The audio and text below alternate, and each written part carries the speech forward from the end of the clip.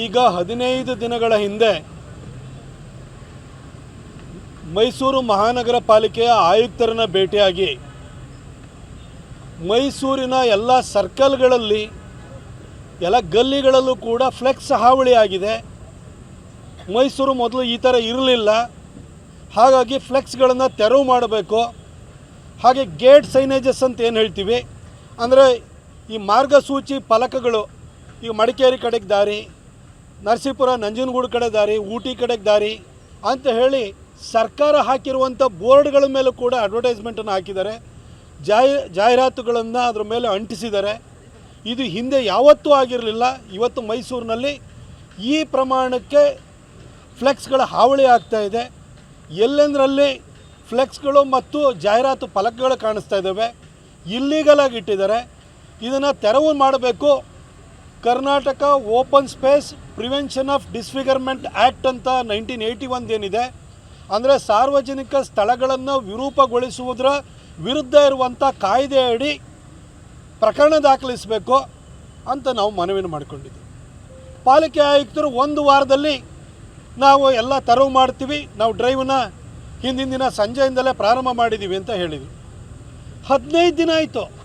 ನಾನು ಚಿತ್ರ ಸಮೇತವಾಗಿ ಹುಣಸೂರು ರೋಡ್ನಲ್ಲಿ ಕುಕ್ಕರಳ್ಳಿ ಕೆರೆ ಹತ್ರ ಇಲ್ಲಿ ಗೇಟ್ ಸೈನೇಜ್ಗಳ ಮೇಲೆ ಇರುವಂತಹ ಅಡ್ವರ್ಟೈಸ್ಮೆಂಟ್ಗಳನ್ನು ಚಿತ್ರ ಸಮೇತವಾಗಿ ಅವರಿಗೆ ಪ್ರೆಸೆಂಟ್ ಮಾಡಿದ್ದೆ.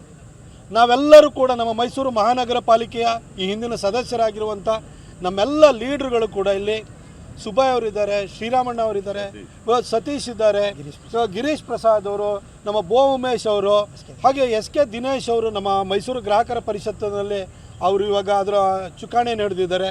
ಹಾಗೆ ನಮ್ಮ ಮಂಡಲ ಅಧ್ಯಕ್ಷರಾಗಿರೋ ದಿನೇಶ್ ಅವರು, ಹಾಗೆ ಎಲ್ಲ ನಮ್ಮ ಪಕ್ಷದ ಎಲ್ಲ ಕಾರ್ಯಕರ್ತರು ಕೂಡ ನಾವು ಗಿರೀಶ್ ಪ್ರಸಾದ್ ಅವರು ಎಲ್ಲ ಹೋಗಿ ನಾವು ಮನವಿನ ಕೊಟ್ಟು, ಅವರೆಲ್ಲರೂ ಕೂಡ ಮಹಾನಗರ ಪಾಲಿಕೆ ಸದಸ್ಯರೇ, ಹಿರಿಯ ಮಹಾನಗರ ಪಾಲಿಕೆ ಸದಸ್ಯರಿದ್ದಾರೆ.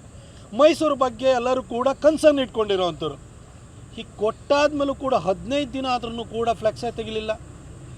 ಹಾಗಾಗಿ ಇವತ್ತು ನಾವಿಷ್ಟೋ ಜನ ಬಂದು ಮಾನ್ಯ ಜಿಲ್ಲಾಧಿಕಾರಿಗಳಿಗೆ ಮನವಿನ ಕೊಟ್ಟಿದ್ದೀವಿ.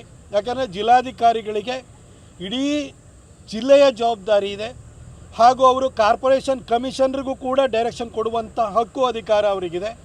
ಅವರು ಹಿಂದೆ ಕಾರ್ಪೊರೇಷನ್ ಕಮಿಷನರ್ ಆಗಿದ್ದಂಥವ್ರು ಒಳ್ಳೆ ಕೆಲಸವನ್ನು ಮಾಡಿದಂಥವ್ರು. ಹಾಗಾಗಿ ಮಾನ್ಯ ಜಿಲ್ಲಾಧಿಕಾರಿಗಳಾದಂಥ ಲಕ್ಷ್ಮೀಕಾಂತ್ ರೆಡ್ಡಿ ಅವರಿಗೆ ಇವತ್ತು ನಾವು ಬಂದು ಮನವಿಯನ್ನು ಕೊಟ್ಟಿದ್ದೀವಿ.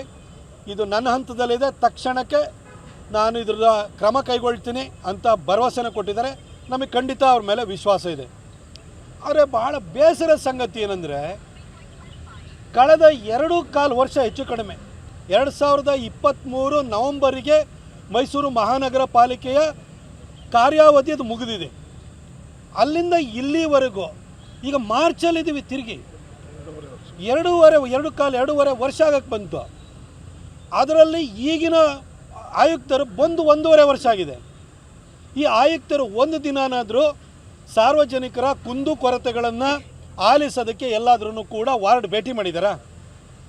ಎಲ್ಲಾದರೂ ಸಾರ್ವಜನಿಕವಾಗಿ ಕಂಡಿದ್ದಾರಾ?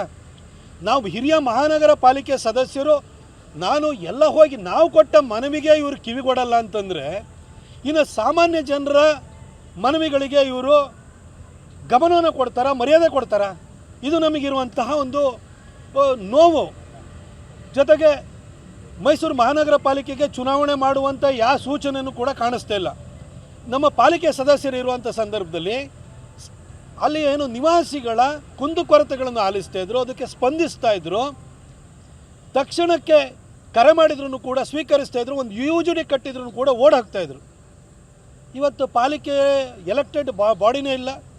ಇದರ ಒಂದು ಅನುಪಸ್ಥಿತಿಯಲ್ಲಿ ಪಾಲಿಕೆ ಆಯುಕ್ತರು ಈ ಎಲ್ಲ ಜವಾಬ್ದಾರಿಗಳನ್ನು ನಿರ್ವಹಿಸಬೇಕಾಗುತ್ತೆ. ಆದರೆ ಪಾಲಿಕೆ ಆಯುಕ್ತರು ಏನು ಮಾಡ್ತಾಯಿದ್ದಾರೆ? ನಾನು ನೇರವಾಗಿ ಹೇಳ್ತೀನಿ, ಪಾಲಿಕೆ ಆಯುಕ್ತರೇ, ನೀವು ಇದೇ ಥರ ನಿಮ್ಮ ಉದಾಸೀನ ಪ್ರವೃತ್ತಿನ ಮುಂದುವರಿಸ್ತು ಅಂದರೆ ಫ್ಲೆಕ್ಸ್ಗಳು ಎಲ್ಲೆಲ್ಲಿದಾವಲ್ಲ ನಾವೇ ಕಿತ್ತು ತೊಗೊಂಬಂದು ನಿಮ್ಮ ಮನೆ ಬಾಗಿಲಿಗೆ ಹಾಕ್ತೀವಿ. ಏನಂತ ಅಂದ್ಕೊಂಡಿದ್ದೀರಿ? ನಿಮ್ಮನ್ನು ಕೋಟ್ ಹಾಕ್ಕೊಂಡು ಮುಖ್ಯಮಂತ್ರಿಗಳು ಬಂದ ಕೂಡಲೇ ಏರ್ಪೋರ್ಟ್ ಹತ್ರ ಹೋಗಿ ರಿಸೀವ್ ಮಾಡೋದು, ಲೈನಪ್ಪಲ್ಲಿ ನಿಂತ್ಕೊಳ್ಳೋದು, ಅವ್ರನ್ನ ಆಫ್ ಮಾಡೋದು, ಅಲ್ಲಿ ಆಫೀಸಲ್ಲಿ ಬಂದು ಕುತ್ಕೊಂಡ್ಬಿಡೋದು, ಇಷ್ಟೇನಾ ನಿಮ್ಮ ಕೆಲಸನಾ? ಮೈಸೂರು ಮಹಾನಗರ ಪಾಲಿಕೆ ಒಳ್ಳೊಳ್ಳೆ ಕಮಿಷನರ್ಗಳು ಬಂದು ಹೋಗಿದ್ದಾರೆ. ಇಲ್ಲಿ ಬೆಟ್ಸೂರು ಮಠ ಅಂತ ಇದ್ದರು ಕಮಿಷನರು, ಇಡೀ ಮೈಸೂರನ್ನ ಸ್ವಚ್ಛ ಮಾಡಿದವರು ಅವರು. ಬೀದಿ ಬದಿ ಮಾರಾಟಗಾರರು ಅಂತ ಒಂದಷ್ಟು ಜನ ಅವರಿಗೆಲ್ಲ ಪ್ರತ್ಯೇಕ ಸ್ಥಳವನ್ನು ಮಾಡಿದ್ರು. ಆಗ ಅಲ್ಲಿರೋ ಚಿಕ್ಕ ಗಡಿಯಾರದ ಹತ್ರ ಇರುವಂಥ ಕ್ಲೀನಪ್ ಮಾಡಿರೋ. ಮೈಸೂರು ಬೆಟ್ಸೂರು ಮಠ ಅವರು ಇರುವಂಥ ಸಂದರ್ಭದಲ್ಲಿ ಯಾವ ರೀತಿ ಇತ್ತು? ಅದಾದ ನಂತರ ಬಂದಂಥವ್ರು ಇರ್ಬೋದು, ಗುರುದತ್ ಹೆಗಡೆ ಇರ್ಬೋದು, ಆಮೇಲೆ ಇದೇ ಲಕ್ಷ್ಮೀಕಾಂತ್ ರೆಡ್ಡಿ ಅವರು ಬಂದಾಗಿರ್ಬೋದು. ಎಲ್ಲರೂ ಕೂಡ ಮೈಸೂರಿನ ಕಸ ಕ್ಲೀನ್ ಮಾಡೋದ್ರ ಬಗ್ಗೆ, ಫ್ಲೆಕ್ಸ್ಗಳ ಹಾವಳಿ ತಡೆಯೋದ್ರ ಬಗ್ಗೆ ಎಲ್ಲರೂ ಕೂಡ ಕಾರ್ಯಪ್ರವೃತ್ತರಾಗಿದ್ದರು. ನೀವೇನು ಸರ್ ಮಾಡ್ತಾಯಿದ್ದೀರಿ? ನೀನೋ ಬರೋದು ಬ್ಲೇಸರ್ ಹಾಕೊಂಡು ಬಂದು ಒಳಗಡೆ ಕೂತ್ಕೊಳ್ಳೋಂಥದ್ದು, ಮುಖ್ಯಮಂತ್ರಿಗಳಿಗೆ ಸಲಾಮ್ ಹೊಡೆಯೋದು, ಇಷ್ಟು ಮಾತ್ರ. ನೀವು ಏನು ಒಳ್ಳೆ ಕೆಲಸ ಮಾಡಿದ್ದೀರಿ ಹೇಳಿ? ಯಾವ ವಿಷಯದ ಬಗ್ಗೆ ನೀವು ಕಾರ್ಯಪ್ರವೃತ್ತರಾಗಿದ್ದೀರಿ ಹೇಳಿ? ನೀವು ನಿಮಗೆ ಇಷ್ಟು ಜನ ಹೋಗಿ ಎಲೆಕ್ಟೆಡ್ ರೆಪ್ರೆಸೆಂಟೇಟಿವ್ಸ್ ಆಗಿ ಮೈಸೂರು ಮಹಾನಗರ ಪಾಲಿಕೆಯಲ್ಲಿ ಸೇವೆ ಸಲ್ಲಿಸಿದಂಥವ್ರು, ಜನರ ಕುಂದುಕೊರತೆಗಳನ್ನು ಆಲಿಸಿದಂಥವ್ರು, ಸೀನಿಯರ್ ಕಾರ್ಪೊರೇಟರ್ಸು ನಮ್ಮ ಜೊತೆ ಇರೋವಂಥವ್ರು, ಇವರೆಲ್ಲ ಬಂದು ನೀವು ಮನವಿನ ಕೊಟ್ಟರು ಕೂಡ ನೀವು ಅದಕ್ಕೆ ಗಮನನೇ ಕೊಡಲ್ಲ, ಅದನ್ನು ಲೆಕ್ಕಿಸಲ್ಲ ಅಂದರೆ ನೀವಿರೋದು ಏನಕ್ಕೆ ಸರ್? ನೀವು ನಿಮ್ಮ ಈ ಉದಾಸೀನ ಪ್ರವೃತ್ತಿಗೆ ಇನ್ನು ಮುಂದೆ ನಾವು ಅದನ್ನು ಸಹಿಸ್ಕೊಳ್ಳಲ್ಲ. ನಮ್ಮ ಮಾನ್ಯ ಜಿಲ್ಲಾಧಿಕಾರಿಗಳು ಭರವಸೆನೂ ಕೊಟ್ಟಿದ್ದಾರೆ. ಅವ್ರ ಮಾತಿನ ಮೇಲೆ ನಮಗೆ ವಿಶ್ವಾಸ ಇದೆ. ಇನ್ನೂ ಒಂದು ವಾರ 10 ದಿನ ನಾವು ಕಾಯ್ತೀವಿ. ಇಲ್ಲಾಂದರೆ ನೇರವಾಗಿ ನಾವು ಚಾರ್ಜ್ ಮಾಡಬೇಕಾಗಿರೋದು ಪಾಲಿಕೆಯ ಆಯುಕ್ತರಿಗೆ. ಅದಕ್ಕೋಸ್ಕರ ನಾನು ಪಾಲಿಕೆ ಆಯುಕ್ತರಿಗೆ ನಾನು ಎಚ್ಚರಿಕೆಯನ್ನು ಕೊಡ್ತೀನಿ. ನೀವು ಕಾರ್ಪೊರೇಷನಲ್ಲಿರುವಂಥ ಏರ್ ಕಂಡೀಷನ್ ಆಫೀಸಿಂದ ಹೊರಗಡೆ ಬನ್ನಿ, ಬಡಾವಣೆಗಳಿಗೆ ಭೇಟಿ ಕೊಡಿ. ಬೇಸಿಗೆ ಬರ್ತಾಯಿದೆ, ಇವಾಗ ಕುಡಿಯೋ ನೀರು ಇರ್ಬೋದು, ಕಸನ ಕೂಡಲೇ ತೆಗೆಸೋವಂಥ ಕೆಲಸ ಇರ್ಬೋದು, ಪ್ರತಿಯೊಂದನ್ನು ನೀವು ಮಾಡಬೇಕಾಗುತ್ತೆ. ನಾನು ಮಾನ್ಯ ಮುಖ್ಯಮಂತ್ರಿಗಳಲ್ಲಿ ಕೇಳ್ಕೊಳ್ತೀನಿ, ಸರ್ ನಿಮ್ಮ ಅಧಿಕಾರಿಗಳನ್ನು ನಂಬ್ಕೊಂಡು 1.5-2 ವರ್ಷದಿಂದಲೂ ಕೂಡ ಇಲ್ಲಿ ಏನೂ ಕೆಲಸ ಆಗಿಲ್ಲ. ಹಾಗಾಗಿ ದಯವಿಟ್ಟು ತಕ್ಷಣಕ್ಕೆ ಪಾಲಿಕೆಗೆ ನೀವು ಚುನಾವಣೆಯನ್ನು ಮಾಡಿ ಅಂತ ನಾವು ಕೇಳ್ಕೊಳ್ತೀವಿ. ಹಾಗೆ ಇವತ್ತು ಒಂದು ಫ್ಲೆಕ್ಸ್ ವಿಚಾರ, ಇನ್ನೊಂದು ಲಕ್ಷ್ಮೀಕಾಂತ್ ರೆಡ್ಡಿ ಅವರೇ ಪಾಲಿಕೆಯ ಆಯುಕ್ತರಾಗಿದ್ದಂಥ ಸಂದರ್ಭದಲ್ಲಿ ಆಗ BJP ಮತ್ತು JDS ನಮ್ಮ ಆಡಳಿತ ನಡೀತಾ ಇರೋಂಥ ಸಂದರ್ಭದಲ್ಲಿ ನಾವು 2023 ನವಂಬರ್ನಲ್ಲಿ ನಾವು ಒಂದು ರೆಸೊಲ್ಯೂಷನ್ನ ತೊಗೊಂಬಂದಿದ್ದು. ಇದು ನಮ್ಮ ಕಲಾಮಂದಿರದ ಎದುರು ಭಾಗದಲ್ಲಿರುವಂಥ ಖಾಲಿ ಜಾಗ, ಅದನ್ನು ನಾವೇ ಅದನ್ನು ಡೆವಲಪ್ಮೆಂಟ್ ಮಾಡಿ, ಆಗ ಶಿವಕುಮಾರ್ ಮೇಯರ್ ಆಗಿದ್ದರು. ನಾವು ರೆಸೊಲ್ಯೂಷನ್ನ ತೊಗೊಂಬಂದು ಅಲ್ಲಿ ಕೆಂಪೇಗೌಡ ಸ್ಟ್ಯಾಚ್ಯೂವನ್ನು ಪ್ರತಿಷ್ಠಾಪನೆಯನ್ನು ಮಾಡಬೇಕು. ಯಾಕಂದರೆ ಸಿದ್ದರಾಮಯ್ಯ ಸಾಹೇಬರ ಸರ್ಕಾರ ಬಂದಾದಮೇಲೆ ಕೆಂಪೇಗೌಡ ಜಯಂತಿಯನ್ನು ನಾಡಿನಾದ್ಯಂತ ಮಾಡೋದಕ್ಕೆ ಸರ್ಕಾರಿ ಆದೇಶವನ್ನು ಮಾಡಿದ್ದಾರೆ. ಒಂದು ಕಡೆ ಕೆಂಪೇಗೌಡ ಸ್ಟ್ಯಾಚ್ಯೂ ಇಲ್ಲ, ಅದಕ್ಕೋಸ್ಕರ ಅಲ್ಲಿ ಪ್ರತಿಷ್ಠಾಪನೆ ಮಾಡಬೇಕು ಅಂತೇಳಿ ಅಲ್ಲಿ ಯಾವುದೂ ಸರ್ಕಲ್ಲು ಅಲ್ಲ, ಅದು ಒಂದು ಮೂಲೆಯಲ್ಲಿರುವಂಥ ಜಾಗವನ್ನು ಗುರುತಿಸಿ ನಾವು ಅಲ್ಲಿ ವ್ಯವಸ್ಥೆಯನ್ನು ಮಾಡಿದ್ದೀವಿ. ಅದಕ್ಕೆ ರೆಸೊಲ್ಯೂಷನ್ ಕೂಡ ಆಗಿದೆ. ಅದನ್ನು ತಕ್ಷಣಕ್ಕೆ ರಾಜ್ಯ ಸರ್ಕಾರ ಅದಕ್ಕೆ ಒಪ್ಪಿಗೆಯನ್ನು ಕೊಟ್ಟು ಅಲ್ಲಿ ಸ್ಟ್ಯಾಚ್ಯೂನ ಪ್ರತಿಷ್ಠಾಪನೆ ಮಾಡಲಿಕ್ಕೆ ಅವಕಾಶ ಮಾಡಿಕೊಡ್ಬೇಕು ಅಂತ ನಾವು ಕೇಳ್ಕೊಂಡಿದ್ದೀವಿ. ಸ್ಟ್ಯಾಚ್ಯೂನು ಕೂಡ 25 ಲಕ್ಷ ರೂಪಾಯಿ ಕೊಟ್ಟು ಕಂಚಿನ ಸ್ಟ್ಯಾಚ್ಯೂನು ಕೂಡ ನಾವು ತಯಾರು ಮಾಡಾಗಿದೆ, ಅದನ್ನು ರೆಡಿ ಇಟ್ಟಿದ್ದೀವಿ.